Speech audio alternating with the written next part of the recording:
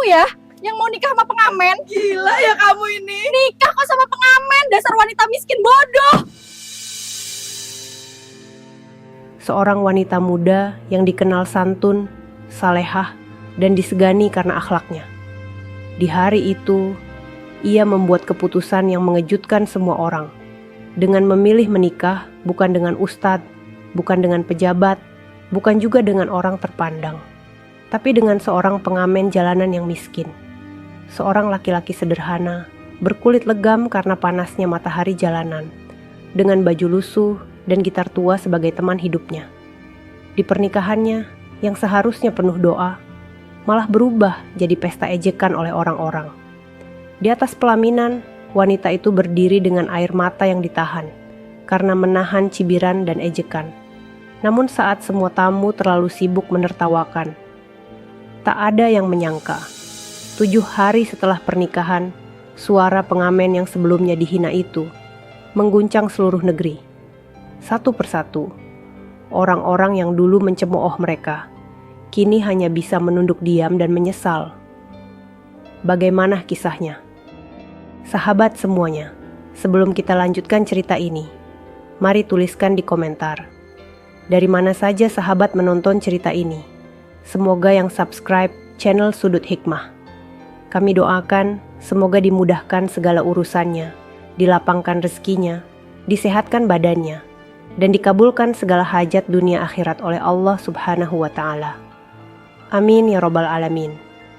Sekarang mari kita lanjut ceritanya.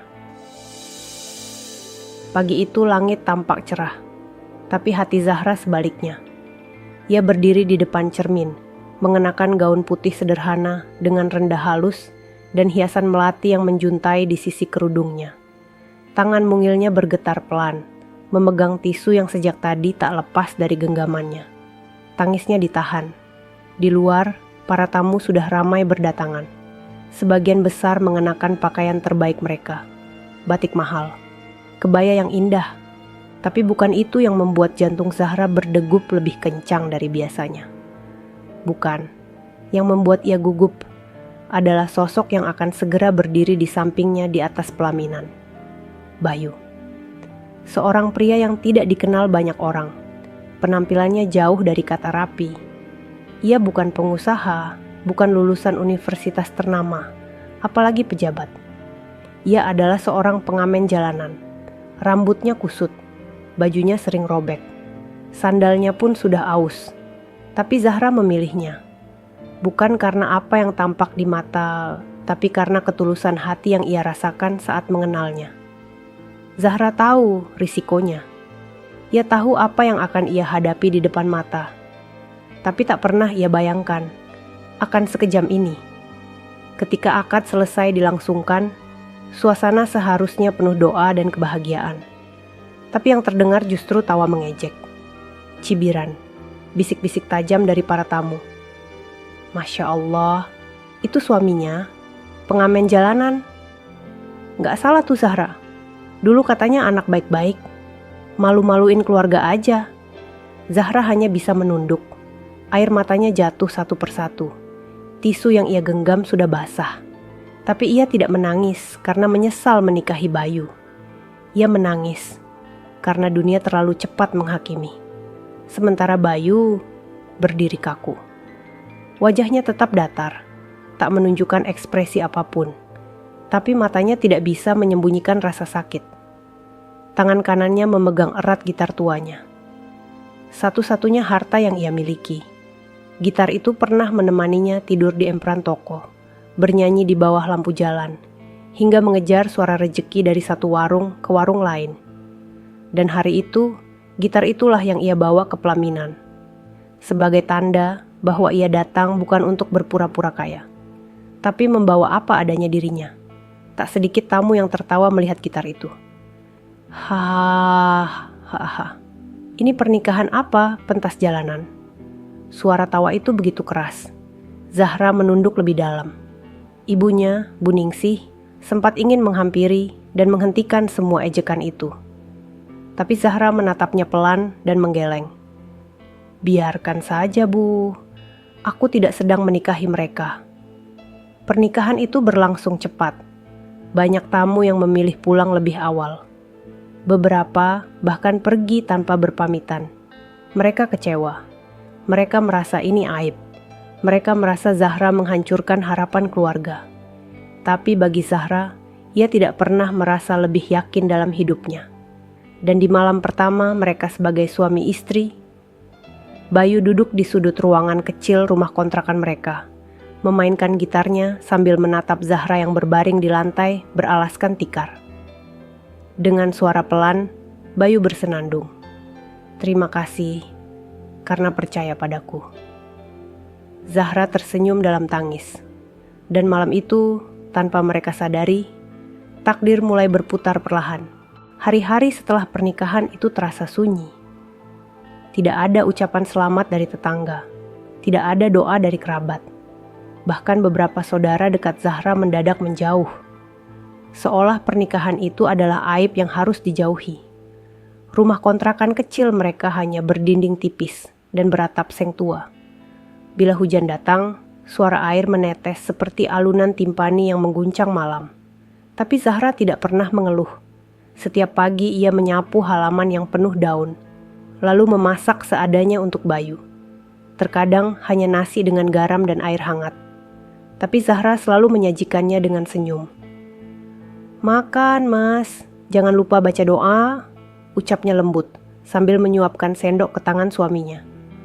Bayu menatap Zahra dengan mata berkaca. Ia tahu, tak ada perempuan sekuat Zahra yang mampu bertahan di tengah cercaan dan hidup yang begitu sempit seperti ini. Setelah sarapan, Bayu akan membawa gitarnya dan pergi mengamen. Ia berjalan dari satu warung ke warung lainnya, dari empran toko hingga halte tua yang ramai lalu lalang orang. Setiap sen yang ia dapatkan disimpan rapi untuk belanja esok hari. Zahra hanya bisa berdoa, semoga hari itu cukup untuk membeli beras. Suatu malam, hujan turun sangat deras. Bayu baru saja pulang. Bajunya basah dan tangannya gemetar menggenggam gitar yang ia lindungi dengan plastik robek. Zahra segera menyambut di pintu. Ditariknya tangan Bayu masuk. "Cepat ganti baju, Mas. Kamu bisa sakit." Bayu diam, tapi wajahnya tampak berat. Ia meletakkan kaleng kecil berisi recehan di atas meja kayu. "Hari ini cuma dapat segini." Zahra menatap kaleng itu. Isinya tak cukup bahkan untuk membeli telur. Namun ia tak marah. Ia justru meraih tangan Bayu dan mengecupnya pelan. "Yang penting, Mas pulang dengan selamat. Uang bisa dicari, tapi suamiku cuma satu." Bayu tertunduk. Hatinya bergemuruh. Ia merasa begitu kecil, tak berguna, dan hina di mata dunia. Tapi di hadapan Zahra, ia merasa diterima. Malam itu, Bayu duduk di sudut kamar. Ia memetik gitarnya pelan. Suaranya lirih. Syairnya mengalir seperti hujan di luar. Tak ada emas, tak ada permata. Yang kupunya hanya cinta yang nyata. Tanpa ia sadari, suara itu terdengar hingga keluar rumah. Seorang pemuda yang kebetulan berteduh di warung sebelah merekam nyanyian Bayu dengan ponselnya. Pemuda itu hanya ingin mengabadikan momen. Ia tak tahu video sederhana itu akan memulai sesuatu yang mengejutkan. Keesokan harinya, video tersebut diunggah ke media sosial. Judulnya sederhana. Pengamen jalanan suaranya bikin merinding. Awalnya hanya ratusan yang menonton. Namun dalam 2 hari, angka itu naik menjadi ribuan. Lalu puluhan ribu. Dan akhirnya, video itu ditonton lebih dari 1 juta kali. Orang-orang mulai penasaran. Siapa pengamen ini? Di mana ia tinggal? Bagaimana bisa suaranya begitu menyayat hati? Tapi Bayu belum tahu apa-apa. Ia masih bangun pagi, menyiapkan gitar tuanya, lalu berjalan seperti biasa. Dunia sedang mencari dirinya, tapi ia masih setia bernyanyi hanya untuk menghidupi istrinya. Pagi itu, udara masih dingin. Kabut tipis menyelimuti halaman kontrakan Zahra dan Bayu. Zahra tengah menyapu dedaunan yang jatuh semalam. Sementara Bayu sedang mengelap gitar tuanya, memeriksa senarnya satu persatu. Ia bersiul pelan, mencoba mengusir rasa cemas soal uang belanja yang semakin menipis. Tiba-tiba, telepon rumah berdering. Zahra terdiam. Ia menatap Bayu. Siapa yang menelepon pagi-pagi begini? Nomor itu bahkan jarang sekali berbunyi. Dengan langkah hati-hati, Zahra mengangkat gagang telepon. Halo, ini rumah Bayu? Suara di seberang terdengar formal, tapi hangat. Zahra mengangguk walau tak terlihat. Benar, ini istrinya. Ada apa ya? Kami dari Nusantara Musik. Kami ingin bicara langsung dengan Mas Bayu. Kami lihat videonya yang sedang viral. Suaranya luar biasa. Zahra terdiam. Maaf, viral? Iya Bu, videonya sudah lebih dari 2 juta penonton. Kami sangat tertarik bertemu dan menawarkan kontrak profesional. Apa bisa kami datang ke rumah? Tangannya bergetar, nafasnya tercekat. Ia menoleh ke Bayu yang masih duduk dengan santai, tak tahu apa-apa. 1 jam kemudian, sebuah mobil hitam mengilap berhenti di depan rumah mereka. Warga sekitar langsung melongok dari balik tirai. Mobil seperti itu belum pernah mereka lihat parkir di gang kecil ini. Dari dalam mobil turun 2 orang pria rapi, membawa map dan tas kulit. Wajah mereka serius. Mereka melangkah menuju rumah Zahra dan Bayu. Bayu, yang melihat dari dalam, langsung berdiri kaku. Siapa itu Zahra? Zahra tak menjawab. Ia hanya membuka pintu dan mempersilakan mereka masuk. Salah satu dari pria itu mengulurkan tangan dan tersenyum. Mas Bayu, kami dari Nusantara Musik. Kami ingin mengajak Mas untuk bekerja sama. Suara Mas luar biasa. Kami belum pernah mendengar yang seperti itu. Bayu mengernyit. Ia bingung. Matanya menatap Zahra seolah bertanya, apakah ini mimpi? Tapi saya hanya pengamen jalanan. Justru itu, keaslian suara Mas yang membuat semua orang terpesona. Ini bukan soal tampang, bukan soal nama besar. Ini tentang ketulusan suara. Bayu terdiam. Tangannya meremas lututnya. Ia menatap gitarnya yang bersandar di dinding. Apa saya bisa? Salah satu produser membuka map dan menunjukkan kontrak. Kami tidak hanya bicara bisa, kami yakin. Dan dunia harus mendengar suara Mas. Hari itu, Bayu menandatangani awal dari takdir barunya. Zahra berdiri di sudut ruangan, menatap suaminya dengan mata berkaca. Bukan karena uang, bukan karena popularitas, tapi karena akhirnya Allah menunjukkan bahwa keyakinan mereka tidak sia-sia. Namun, yang tidak mereka tahu, berita tentang Bayu yang viral mulai menyebar hingga ke telinga orang-orang yang dulu menghina mereka. Dan satu persatu, wajah-wajah itu mulai memucat. Berita tentang pengamen jalanan yang viral kini tersebar kemana-mana. Nama Bayu mendadak muncul di televisi lokal. Wajahnya mulai dikenal. Bahkan potongan video yang menunjukkan ia menyanyi dengan gitar tuanya di warung kopi, diputar di siaran pagi oleh salah satu stasiun nasional. Judul beritanya menggemparkan, Bayu, pengamen jalanan dengan suara emas yang mengubah takdir. Di media sosial, komentar-komentar membanjir. Ada yang menangis saat mendengar nyanyiannya. Ada yang berkata suara itu seperti doa. Ada pula yang menyebut bahwa wajah sederhana Bayu justru menyentuh karena kejujurannya. Namun, tidak semua orang menyambut dengan bangga. Di sebuah rumah mewah, Ibu Lilis, salah satu tamu undangan yang paling vokal mengejek Zahra, duduk terpaku di depan televisi. Mulutnya sedikit terbuka, wajahnya pucat. Ia ingat betul, seminggu lalu ia tertawa terbahak-bahak saat melihat Bayu di pelaminan. Ia bahkan berkata pada suaminya bahwa Zahra sudah gila. Kini, ia hanya bisa terdiam. Bahkan saat suaminya bertanya, ia tidak mampu menjawab. Sementara itu, di warung kopi tempat Bayu dulu mengamen, si pemilik warung, Pak Darto, kini bangga menceritakan kepada setiap pelanggannya. Bayu itu dulu ngamen di sini hampir tiap malam. Gak pernah malu, gak pernah kasar. Anak itu punya semangat hidup yang luar biasa. Orang-orang mulai membandingkan Bayu dengan musisi-musisi lain. Beberapa selebriti bahkan menyebut namanya di akun mereka. Dunia seperti berbalik arah. Dulu dicibir, kini dipuja. Namun di tengah semua kehebohan itu, Zahra dan Bayu tetap sederhana. Mereka tidak pindah rumah, tidak membeli barang mewah.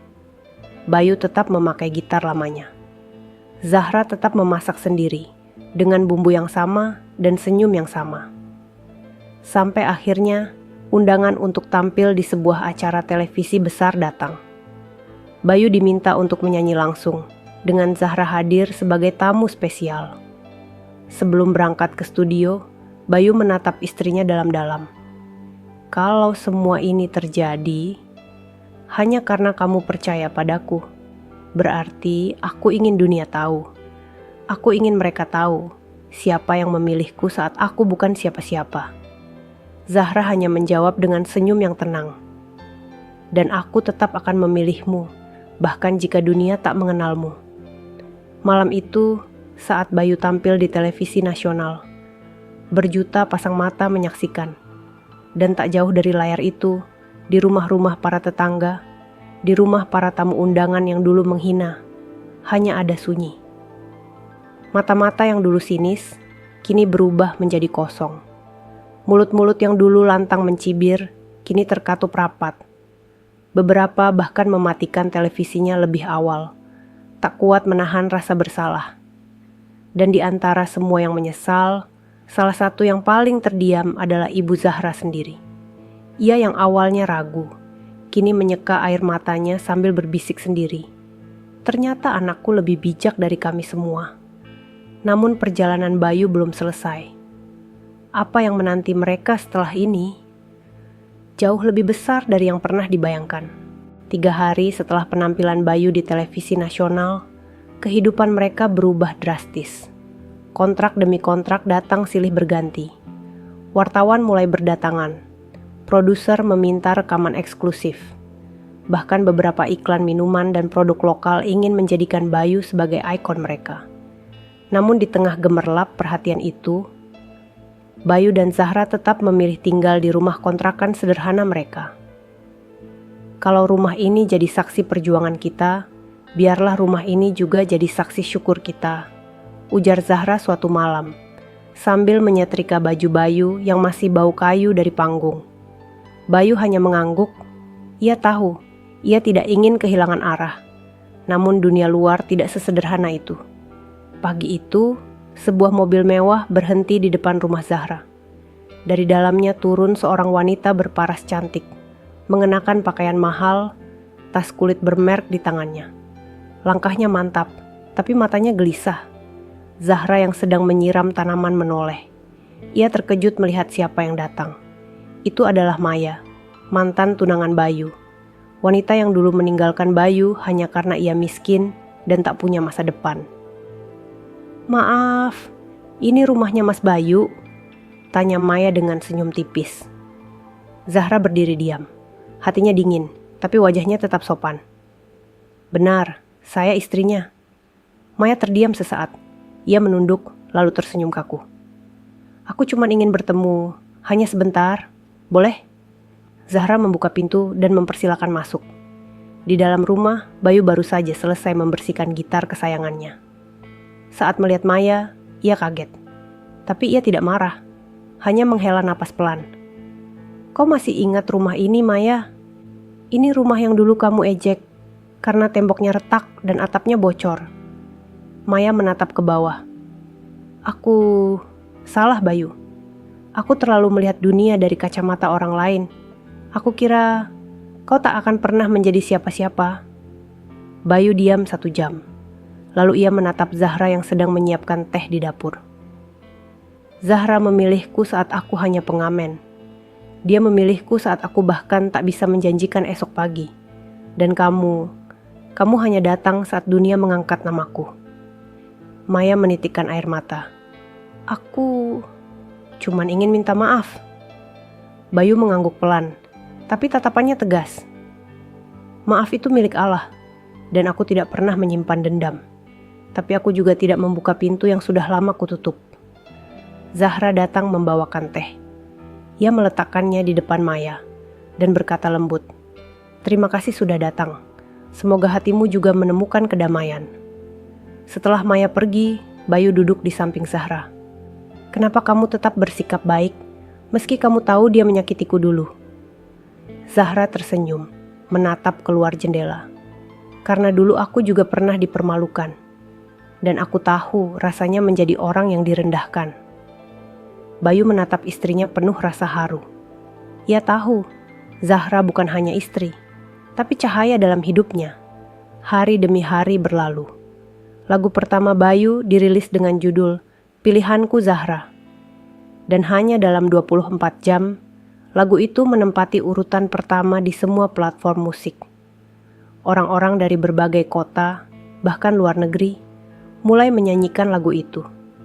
Semua mata kini tertuju pada Bayu. Namun Bayu tidak pernah menyebut dirinya bintang.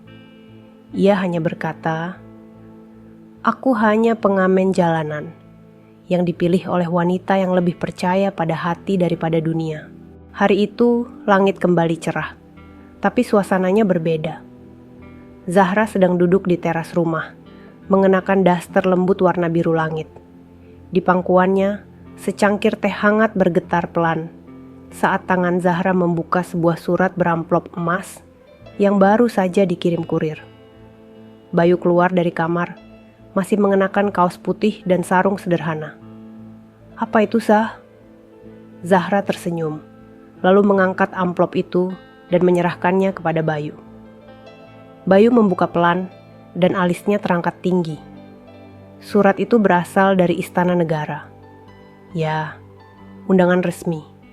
Bayu diundang tampil dalam acara kenegaraan sebagai musisi muda inspiratif Indonesia. Bukan sekadar menyanyi, tapi diminta mewakili suara rakyat kecil yang membuktikan bahwa impian tidak mengenal kasta. Kabar itu menyebar lebih cepat dari badai. Di grup-grup keluarga, status-status tetangga, hingga layar televisi nasional, nama Bayu terpampang jelas. Dan saat itu juga, satu persatu orang-orang yang dulu mencibir, mencemooh, bahkan terang-terangan menghina pernikahan mereka, mulai tak bisa tidur nyenyak. Ibu Lilis, yang dulu berseloroh lantang di pesta Zahra, kini duduk terpaku menatap layar. Ia melihat Bayu berdiri dengan jas hitam sederhana, memegang gitar tuanya yang sudah diperbaiki dengan rapi, dan berdampingan dengan Zahra, yang kini mengenakan gamis putih bersih dan kerudung lembut warna pastel. Acara itu disiarkan langsung. Di balik layar, pembawa acara memperkenalkan Bayu sebagai sosok inspiratif yang lahir dari jalanan, dihina saat pernikahan, tapi bangkit karena cinta dan iman. Saat Bayu mulai memetik senar gitarnya, suasana aula istana hening. Lagu berjudul Bukan Karena Kaya mulai mengalun. Aku tak datang membawa emas, aku hanya punya hati yang jujur. Dia menerimaku saat semua menolak. Dan karena dia, aku tahu arah. Mata para hadirin berkaca-kaca. Bahkan presiden yang hadir pun ikut berdiri dan bertepuk tangan. Tapi bukan itu yang paling menggetarkan, melainkan tayangan di layar besar di belakang panggung yang memperlihatkan ulang potongan video saat Bayu dan Zahra dihina di pelaminan dulu. Lalu pelan-pelan berpindah ke momen-momen perjuangan mereka, hingga sampai pada hari ini. Para tamu undangan yang dulu pernah hadir di pernikahan itu menunduk malu di rumah masing-masing. Beberapa bahkan mematikan televisi, tak kuat menahan rasa bersalah yang begitu dalam. Sebagian lain dalam hati menangis, menyesali ucapan mereka yang dulu terdengar biasa, tapi menyayat dalam. Dan ketika layar menampilkan foto Zahra sedang menangis di pelaminan dulu, kini berdampingan dengan dirinya yang tersenyum di atas panggung megah. Seluruh aula berdiri memberi penghormatan. Zahra tak berkata apa-apa, ia hanya memeluk tangan Bayu dan berbisik pelan, "Terima kasih, sudah tidak pernah menyerah." Dan sejak malam itu, Bayu bukan hanya pengamen jalanan, ia menjadi simbol tentang cinta yang tidak tunduk pada materi. Tentang perempuan yang berani melawan ombak demi memilih laki-laki baik, dan tentang Allah yang tak pernah tidur saat hambanya dizalimi. Namun masih ada satu undangan lagi yang belum pernah mereka bayangkan sebelumnya. Sebuah panggilan yang akan membawa mereka ke satu tempat, di mana semua kisah akan mencapai puncaknya. Setelah tampil di Istana Negara, Nama Bayu tidak hanya dikenal di Indonesia, tapi juga mulai dilirik oleh media luar negeri. Namun di balik semua gemerlap itu, ada satu hal yang belum dilakukan Bayu dan Zahra.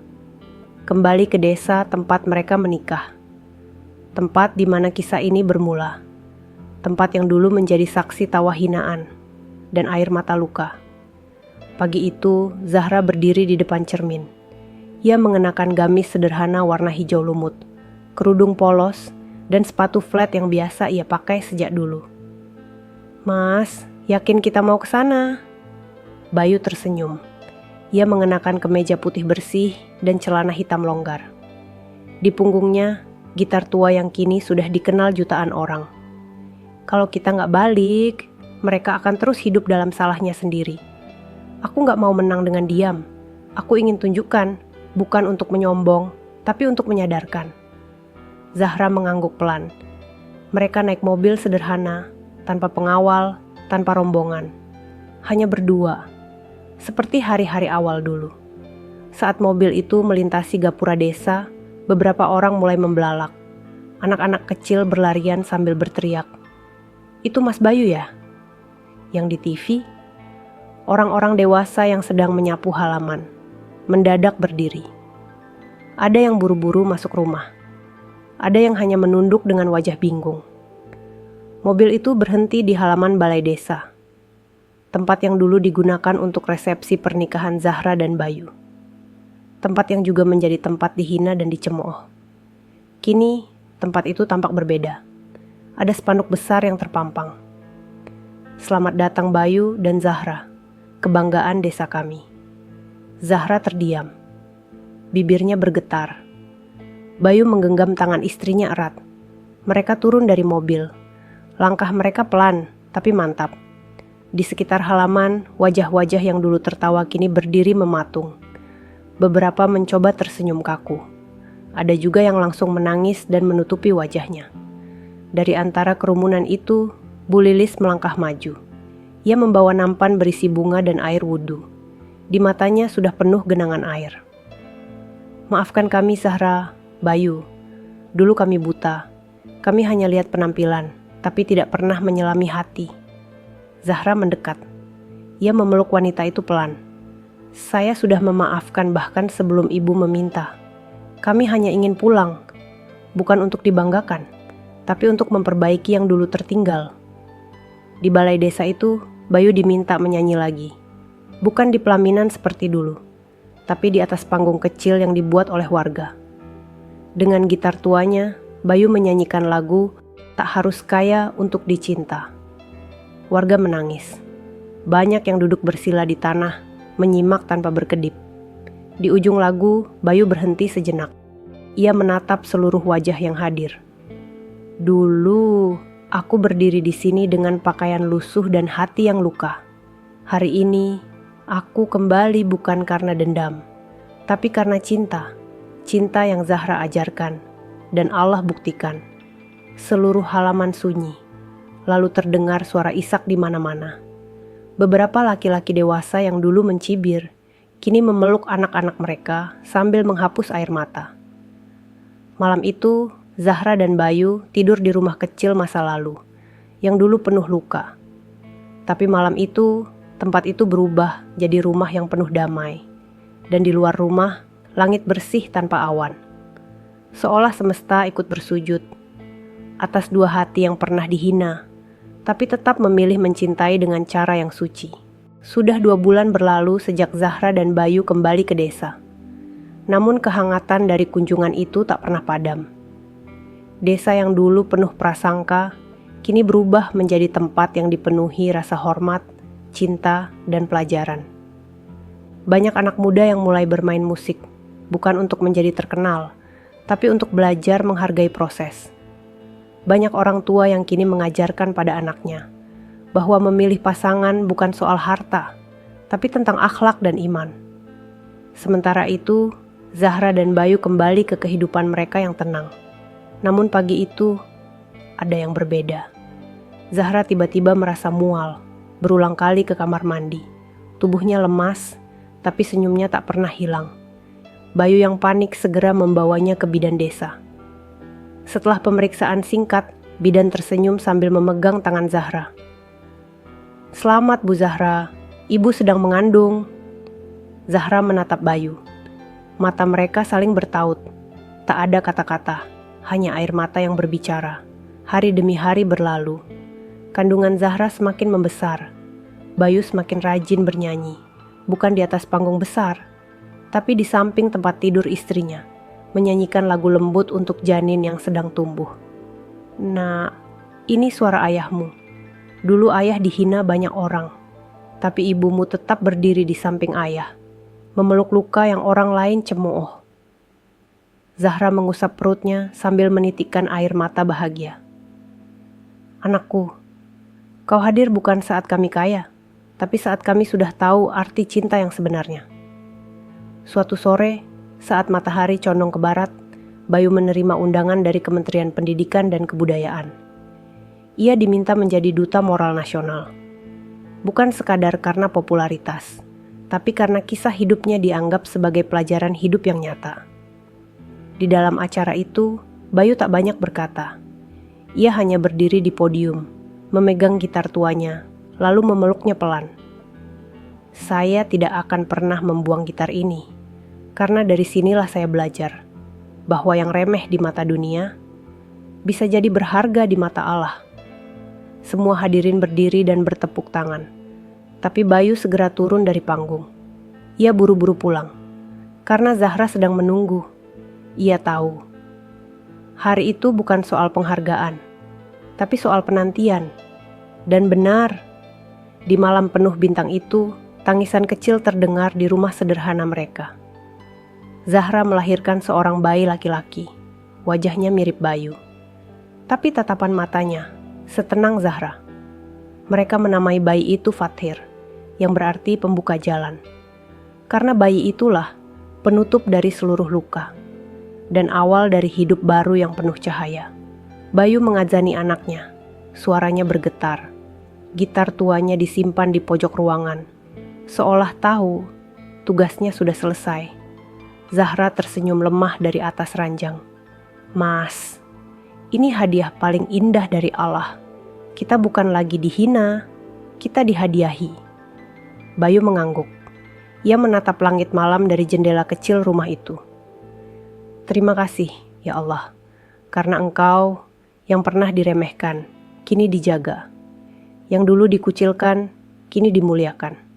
Yang dulu menangis, kini menangis lagi, tapi karena bahagia." Dan sejak hari itu, kisah Bayu dan Zahra menjadi legenda. Bukan karena harta, bukan karena ketenaran, tapi karena cinta yang bertahan, karena keyakinan yang tak tergoyahkan, dan karena Allah yang tidak pernah membiarkan hambanya yang tulus berakhir dengan sia-sia. Cerita selesai, sahabat semuanya. Terima kasih sudah menyimak cerita ini hingga selesai.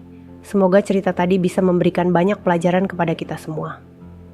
Sebelum kami akhiri video ini, jika kalian berkenan dan menyukai cerita seperti ini, jangan lupa klik suka, tinggalkan komentar, bagikan cerita ini kepada sahabat kalian, dan pastikan subscribe channel Sudut Hikmah, agar kalian bisa selalu menonton cerita-cerita terbaru dan inspiratif dari channel kami.